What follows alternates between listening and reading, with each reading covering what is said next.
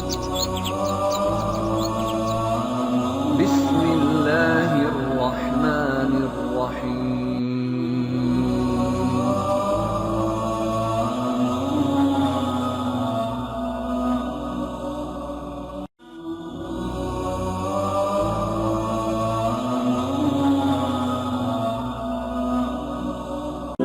دن گزرتے رہے اور اسماعیل علیہ السلام بنو جرہم کے ماحول میں عمر کی منزلیں طے کرتے رہے اور وہ ہوش سنبھالنے کے قریب ہو گئے۔ ابراہیم علیہ السلام ہر سال ایک دو بار اپنے گھرانے کی دیکھ بھال کے لیے چکر لگاتے تھے۔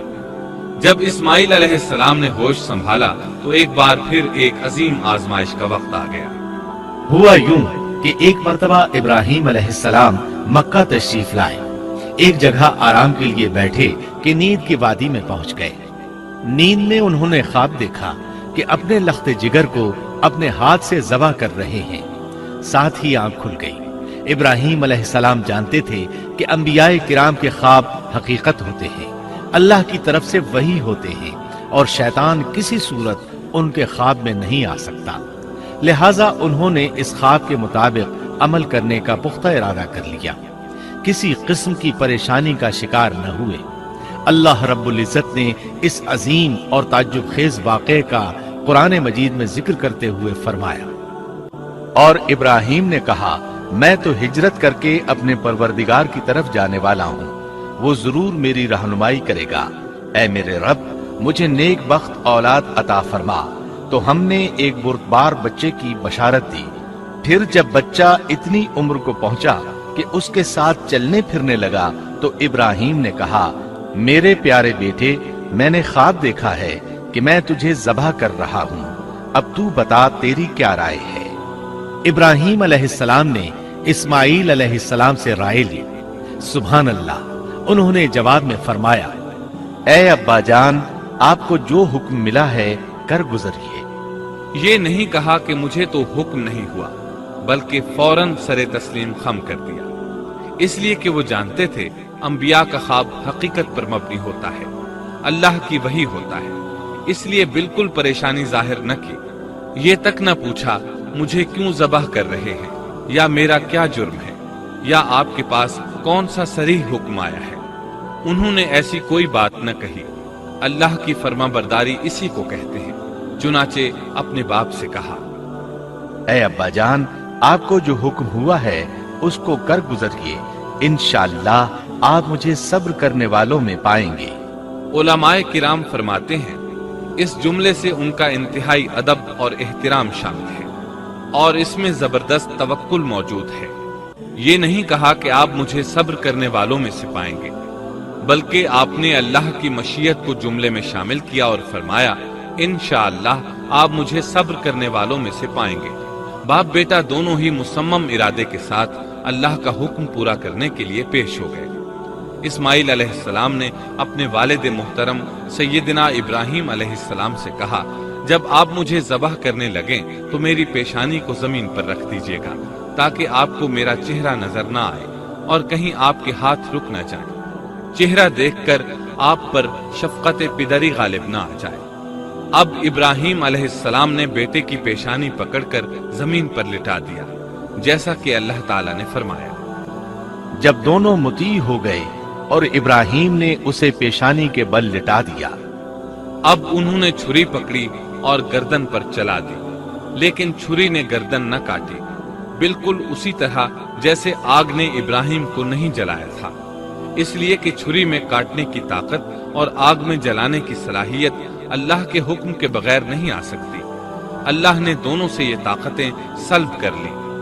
اب ابراہیم زور لگا رہے ہیں، ادھر اسماعیل علیہ السلام کہہ رہے ہیں، ابا جان جلدی کیجیے، چھری چلائیے۔ اللہ تعالیٰ نے اس واقعے کا ذکر یوں فرمایا ہے، جب وہ دونوں مطیع ہو گئے اور ابراہیم نے اسے پیشانی کے بل لٹا دیا۔ اس مطیع ہونے سے مراد اللہ کے حکم کو نافذ کرنا ہے۔ اب ظاہر ہے مطیع تو وہ پہلے بھی تھے، لیکن یہاں اسلما یعنی مطیع ہونے سے مراد کامل اسلام ہے۔ نہایت واضح اور حقیقی اسلام مراد ہے، اس لیے کہ کامل اسلام وہی ہوتا ہے جس میں بغیر کسی تردد اور توقع توقف کے اللہ کے امر اور نہی کی تصدیق کی جائے۔ یہ تھا حقیقی اسلام۔ ہاں تو چھری چلتی رہی، گلا نہ کٹا، اس لیے کہ امتحان اور آزمائش کی تکمیل ہو چکی تھی۔ یہ بات ثابت ہو چکی تھی کہ اللہ کا حکم نافذ کرنے میں دونوں پوری طرح کوشاں ہیں۔ اللہ تعالیٰ بھی فرما برداری ہی کا صلہ عطا فرماتے ہیں۔ چنانچہ آواز آئی، ہم نے اسے پکارا، اے ابراہیم تو نے خواب کو سچ کر دکھایا، یقیناً ہم اسی طرح نیکوکاروں کو جزا دیا کرتے ہیں۔ یقیناً یہ ایک کھلی آزمائش تھی۔ تاریخ کا ایک عظیم ترین امتحان اور کڑی آزمائش دنیا کو آج بھی حیرت میں ڈال دیتی ہے۔ کون ہے جو بیٹے کو ذبح کرنے پر تیار ہو جائے، خاص طور پر اس صورت میں جب اولاد بھی اکلوتی ہو، جس کی وجہ سے 86 سال کے بعد آنگن میں بہار آئی ہو۔ پھر اس کی قربانی کا بھی واضح حکم نہیں دیا گیا تھا، اشارتاً خواب میں رہنمائی کی گئی تھی۔ آپ کہہ سکتے تھے یہ قتل اور سنگین جرم ہے، کہہ سکتے تھے اپنے بیٹے کو کس جرم میں قتل کروں، لیکن آپ نے بغیر کسی تعامل کے سر تسلیم خم کر دیا اور اس عظیم امتحان میں کامیاب ہوئے۔ اللہ فرماتے ہیں، اور ابراہیم وہ ہیں جنہوں نے وفاداری کی۔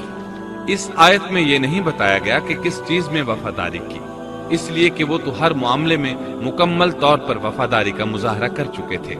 آگ میں ڈالے جانے والا معاملہ، بیوی اور بچے کو لق و دق میدان میں چھوڑ آنے کا معاملہ، پھر ذبح کا امتحان، تعمیر بیت اللہ کی مشقت، غرض ہر معاملے میں وفادار تھے، حتیٰ کہ اپنا مال اللہ کے راستے میں خرچ کرنے میں اس قدر وفادار کہ ابو زیفان کے لقب سے مشہور ہو گئے۔ اس کا معنی ہے مہمان نواز۔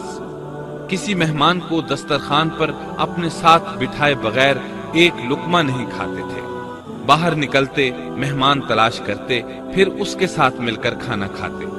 مہمان نہ ملتا تو سخت غمگین ہو جاتے۔ اس طرح انہوں نے اللہ کے ہر حکم کی پاسداری کی۔ ذبح والے اس امتحان کا اللہ نے انہیں کیا صلہ دیا؟